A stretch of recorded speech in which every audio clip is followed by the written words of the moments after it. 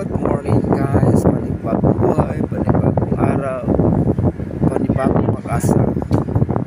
Yan guys, isi-share ko sa inyo yung sunrise ngayon guys. Dito ngayon guys, sa gandang view.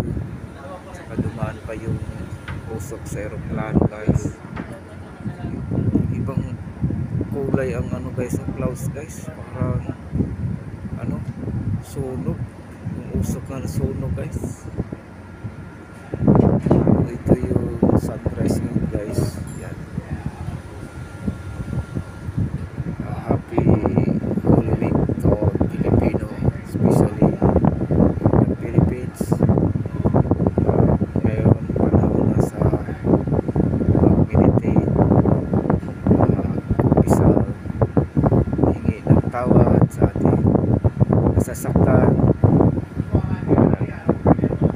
Magpatawa din tayo kasi noong unang panahon si Jesus Christ nag-sacrifice at saka nagbigay ng mga 10 commandments or 7 sacraments, lalo na sa Holy Week.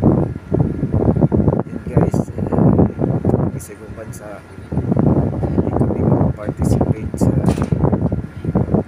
bisita de iglesia, sa Station of the Cross,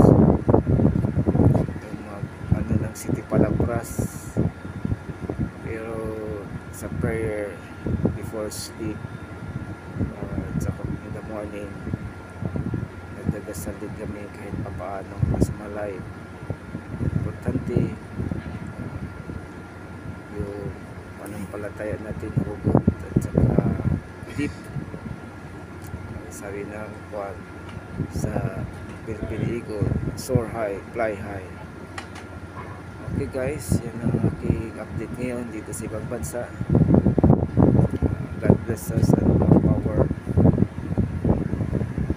Kasama sa sunrise na usbong ang sun, maakyat, ganyan din ang buhay. Maakyat din tayo, basta mananalig din tayo, huwag tayo mawala ng pag-asa.